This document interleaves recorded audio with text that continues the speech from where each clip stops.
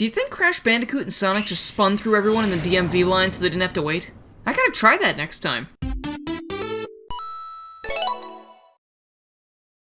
Hello everybody, I'm Garrulous64, and I have a confession to make.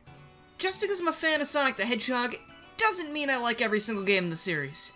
I mean, seriously, why would I love some of these? The only thing going for some of them is that they're only slightly more fun than going to the dentist. But bad games aside, would I rather get my gums sliced open by dental floss than play the newest Sonic title? Excuse my language, but heck no! Perhaps you've heard of a little game called Team Sonic Racing? The Hedgehog's no stranger to driving cars, or hoverboards for that matter, but no matter how he's challenged his friends, things have typically worked out. Like 90% of the time. 80%. Alright, 70%! That good with you? Jeez. Team Sonic Racing once again tosses the blue blur into an automobile instead of having him on foot. Apparently, Sonic wants it to be a fair race, so he drives instead. But I don't think his friends would have problems keeping up. Just a hunch. You see, what I assume to be the real reason behind this is that Sega wanted to reuse the same engine from the Hedgehog's previous racing titles, Sonic and Sega All-Stars Racing Transformed. And that they did because this game plays almost identically minus the newly added team mechanics. Seeing as it's Team Sonic Racing, teamwork plays a huge part. Nothing new there, these guys have always been preaching the good word of teamwork. Instead of being all by your lonesome, in every race you're joined by 2 CPUs or 2 friends, and you better hope they can keep up with you. While racing, you can send and receive items from your teammates, use them to slingshot yourself forward, follow close behind to ride this magic car slip and slide, and you can even get a little boost after wiping out if your pals are nearby. All of these abilities come at the cost of the plane and boat transformations from the previous game. And even though the new team moves are fun, I still find myself missing those sections of alternate gameplay that came with ASRT. The only other things that return from ASRT are the drifting and the all-star moves, kind of. Drifting is exactly the same as it was before, whereas all-star moves, now called ultimates, are no longer cool character-specific special moves that reference something from the source material, but instead just gift your character a golden aura and catchy tune for like 6 seconds. Sure, you go a little faster and you're immune to all damage, but again, it's a step down from what we had before. And speaking of what we had before, the items you'll be using are totally different, and this might come as a controversial opinion, but the wisps make so much more sense here, and they work really well. Except for this rock thing. I'm still not convinced this isn't some kind of AI trickery since I've never seen it in my item box. Oh, and I almost forgot. Literally, I didn't put this in the script at all, but there are also some courses that return from previous games, and they're pretty much the exact same thing as they were before. So you're getting a whole lot of new courses for this game, but also some familiar things, and personally, since I didn't play those games a ton, it doesn't bother me that much, but I know there have been people that have voiced their concerns over this, and I do agree it is like a little bit lazy to reuse as much as they did, but they're still fun. Much like ASRT, TSR also boasts an adventure mode. Instead of just having missions for you to complete, Sega dug deep and added in these really stiff cutscenes, if you can even call them that. All I'm saying is, when Sonic Generations on 3DS's cutscenes look more animated than your 2019 console titles, there's something screwy going on. At least they're completely voice acted and they're written really well. Hey there! Seriously, nothing can top Sonic battles, writing, and character interactions, but there are some really great moments in here. Some of which actually made me laugh instead of just exhaling out of my nose for a fraction of a second. The one problem I had with this is that Sonic has this weird fixation on racing in this game, and he takes it to an unhealthy level. Everyone is all worried about the magical Tanuki that somehow was able to transport race invitations across time and space to Silver and Blaze, and rightfully so. But instead of worrying about that, he instead tries to get in some quality trash-talking time with Silver. You ever have one of those feelings? Like you're about to get your car fed to you by a blue hedgehog? No, never. I'm not hungry, but thanks. I'm so gonna own you, Silver. Okay. No, you're supposed to say, in your dreams, Sonic. In your dreams, Sonic. Too late. The moment's passed. It does not work out like he expected. Oh boy is the story dull aside from those moments though. In fact, ASRT didn't even have a story, and it still felt like more of a story than this. Take that however you want, but at least the adventure mode is nice single-player content. It kept me playing more than anything Mario Kart has offered lately, that's for sure. Within adventure mode, you'll find yourself participating in races, demolition derbies where you destroy endless waves of egg pawns, drift challenges. Never play these, they're horrible. And ring collection missions. I quickly found that literally everything except the races and egg pawn murder matches were unfun to the point of being frustrating. And you can say get good as much as you want, but if I have to put in hours upon hours trying to figure out how this works so I can then have fun doing it, I don't really think that's a good payoff considering I didn't like it in the first place. As you finish missions, you unlock more missions, etc, etc, you make your way through the 8 worlds, and you're done. And if beating the campaign isn't reward enough, every time you complete a mission, you gain tokens for use in the Mod Pod shop. Something new to TSR is cart customization. If you walk into the shop with at least 10 tokens on your person, you'll be walking away one car part or random item richer. I don't like this. I don't like it one bit. Not talking about customization as a whole, of course, because it's pretty cool that you can change how your car looks and its paint job and all that stuff, but these gacha-style drop systems? The only place this makes sense is mobile games where they're trying to force you to spend money to have another chance at getting something good. Oh heck, that's a good one! I don't exactly approve of it there either, but at least it makes more sense. Why do I need to spend hundreds of tokens before I can get one part for silver when he's the only character I want to play as? It just seems silly to me. And that brings me to the characters, and I really didn't want to talk about this. The selection is weak, and that's not even an Infinite joke, because he's not here. We've got the main cast, some Chow, and Zavik. I don't know if my previous uploads have clued you guys in how I feel about this guy, but I don't like him. Wish he'd stayed dead, to be honest. What bothers me the most about this roster is that they didn't even bother to try adding fan favorites outside the main cast. And heck, some of the main cast isn't even here. SPO, Charmy, and Cream get the short end of the stick for absolutely no reason at all. And I know for a fact it's not just me questioning the character choices. My theory on Charmy and SPO is that they didn't know who else to put on a team with Silver and Blaze out of the main cast, so they just decided to push them to the side and put Vector on a team with them because maybe he's the fan favorite out of the Chaotix? I don't really know. As for Cream, you got me. Maybe she got grounded. Just throw us a bone, Sega. Like, you love teasing us with adventure stuff, so why not add chaos? Oh, he can't speak, you say? Well, have you met my friend Metal Sonic? And this is a racing game, so maybe add the Babylon Rogues. Or maybe they could have brought in Marine if people actually liked her. And if not, there's a whole slew of characters that people do like that they could use, like Tikal, Mighty, Ray, Fang, Bean, Bark, Mephiles, Infinite, Emerald, Gemral, hell, bring in Shara and Eraser Jin. It's a spin-off racing game. This is the prime time for fan service. Alright, shake it off. The roster doesn't affect gameplay that much, but it would still be nice to have some variety. Every course from 2 racing games, more characters that I know what to do with tons more on the way, multiple skins for each character, a billion game modes, ridiculously fun and intuitive gameplay, an adventure mode that's worth a dang. This game seeps variety from every pore. Good God. Yes, the title of the video is a pun. Congrats on noticing.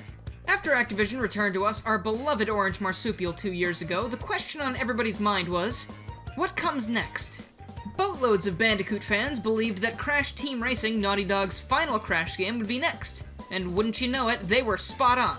So after 20 years, what some people refer to as the best kart racer of all time was tuned up, given a new inspection sticker, and let loose on the streets to school a whole new generation of people who were previously only accustomed to Mario Kart. No, seriously, I had a PS1 for a very short amount of time before my little brother broke it, so I was exclusively a Nintendo friendo for a while. Sure, I played Crash 2 and 3, but never CTR, so when I played CTR Nitro Fueled for the first time at PAX East before the game released, my screams of confusion were not heard because everyone I was playing against had played the original before. Thanks for the help, Davies. When I finally got my hands on the Switch version, courtesy of Activision, Thanks again, by the way. I truly began my journey towards becoming the CTR god I am today. You see, CTR is not your average kart racer. Naughty Dog focused on making it stand out from the bunch by implementing what they call power sliding. A power slide is essentially a drift, but instead of holding the drift like Mario Kart or TSR, CTR boasts a boost bar that blows the competition away. As you're sliding, you need to click the opposite shoulder button at the right time to gain your boost. Depending on your timing, your boost will be beefier, and you're able to do that 2 more times before you need to stop sliding or hop to start another power slide. Unlike Mario Kart and TSR, this mechanic is essential for playing this game, as all the tracks are designed around you mastering this technique and using it as often as possible. And that, my friends, is why it took me some time to start enjoying the game. Mario Kart will literally play the game for you if you want it to, but in CTR, you pour your blood, sweat, and tears to reach that sweet 6th place spot. Like TSR, CTR includes an adventure mode. The villainous nitrous oxide has arrived on Earth and intends to transform it into a parking lot unless the fastest driver on the planet beats him in a race. Fun fact, both CTR and TSR have little prequel comics. The TSR one doesn't do much for the story, but CTR has some background information on nitrous oxide, the tracks, and the boss keys, which is a really nice touch. Once you watch the intro cutscene, which is beautifully animated by the way, you're dropped into a hub world where you can select what stage you want to race on. Once you complete a world's tracks, the boss door opens up and you get more cutscenes. For both meeting and defeating a boss is a fully animated and zany cutscene featuring the boss showing off their wacky personality, and your chosen character rocking a 50-yard stare as it all happens.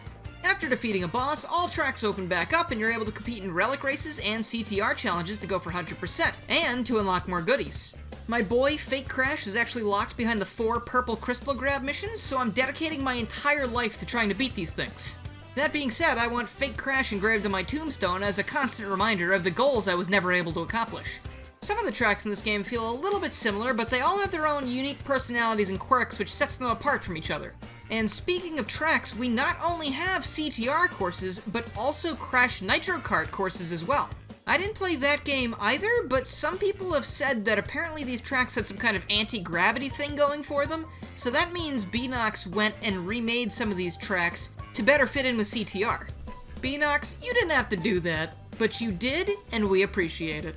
Oh, what's that? That's not the only bit of fan service they packed into the game? Oh, of course, how could I forget the characters? The entire CTR roster is back, in addition to Nitrous Oxide being playable for the first time in CTR, since he wasn't playable until Nitro Kart originally. And do you know who else is here? Crunch Bandicoot, baby! He's back and his model is fantastic! Beanox brought over the entire Crash Nitro Kart roster as well, so you can play as classic characters such as Big Norm, Small Norm, Crunk, Real Velo, and more. See, that is how you do a roster. Add in characters that some people haven't even heard of. I guarantee you someone out there was totally psyched to see Zem again after all this time, and I'm glad they're glad. And did I mention that every character has multiple skins? Some are unlocked by accomplishing certain tasks like the characters, but some are exclusively found in the brand new Crash Team Racing Nitro-fueled Pit Stop. Participating in either single or multiplayer races nets you Wumpa coins. Once you've got enough, you can select from a handful of skins, car parts, characters, and bundles that rotates out every 24 hours. Buy what you want, or don't. No random chance of getting something you don't care about here. One nitpick I have about this is that you can't actually earn Wumpa coins or visit the pit stop if you're offline, which seems silly to me, but it must be part of some kind of anti-cheat thing? Who really knows? And on the subject of online, you earn a lot more Wumpa coins when playing against people that will almost certainly destroy every bit of confidence you've built up by playing single player. That being said, online does have a few issues here and there, but at least they're funny. Or sometimes, maybe not. But honestly, this didn't happen to me, so it is pretty funny.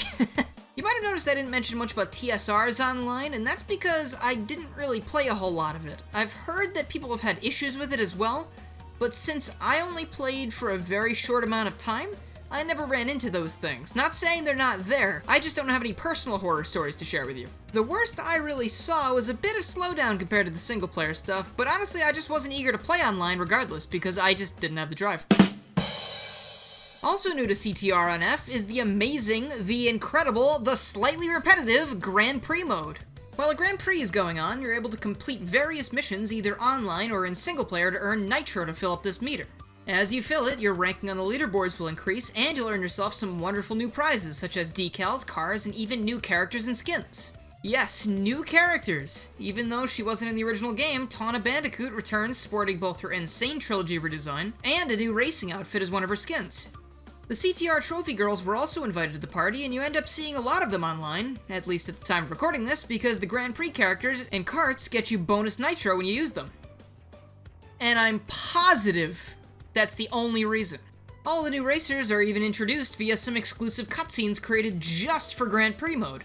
These racer highlights are even co-anchored by Chick and Stu from Crash Tag Team Racing, which was the only Crash racing game I've ever played, so it's really nice to see these guys again. With plenty more GPs on the way, it leaves room for tons more fan-favorite characters to hit the track. And out of the currently announced additions, I'm extremely excited for one in particular. I bet you'll never guess who. Little T-Rex should have been in from the beginning. He was robbed. Now, both of these games, $40. Both of these games also released in the same month. Team Sonic Racing entertained me for a few days, and that was about it. I don't know if I can say that it lacks variety, since there's a decent amount of things going on there, but not a lot of the things that are going on are entertaining. The way I see it is Sega released the game and then abandoned ship, saying absolutely nothing about this game's future. When I was playing it to record footage for this video, I found myself just wanting to play ASRT instead, and I feel like a proper next iteration shouldn't bring out feelings like that. It's not a bad game, but it's not a great game either. And sometimes that's worse than being really good or really bad, because it just kind of fades away instead of being immortalized in our minds. On the other hand, Crash Team Racing was a game I wasn't even considering buying at first because I'm not a huge fan of racing games. But what Beanox brought to the table with this game is the equivalent of 7 Thanksgiving feasts happening concurrently. CTR has kept me coming back to play daily since it released, and I don't think I'll be stopping anytime soon, especially since there's still new stuff to see. If I had to say one bad thing about it, the loading times could be better. Well, I'll see you on the track, everybody. Get ready to eat my dust. Assuming you're in 7th place, of course. Woo-wee, my heart's really racing after recording all that. I really need to work out more. But anyway, just wanted to give a huge thank you to my current supporters who are helping me through all this crazy stuff. Those people would be The Real Quill King, Cosmic Mushroom, Silva PhD, Knuckles Channel 3 and Knuckles, The Sonic Channel 182, Reverb Requiem, Nick46 Long Plays, Jeremy, Jaded Indolent, Lucas Tallman, Nico the Person, Just Kenneth, Henry S, Mega Traffic Cone Creative, and Mike TGC. And on Patreon, we've got Rob Morrison. Thank you guys so much for supporting, it really means a lot. If you have any interest in supporting yourself, please go check out the join button beneath the video, or check out my Patreon page to see all the rewards you get, such as shoutouts at the end of every single video and stream.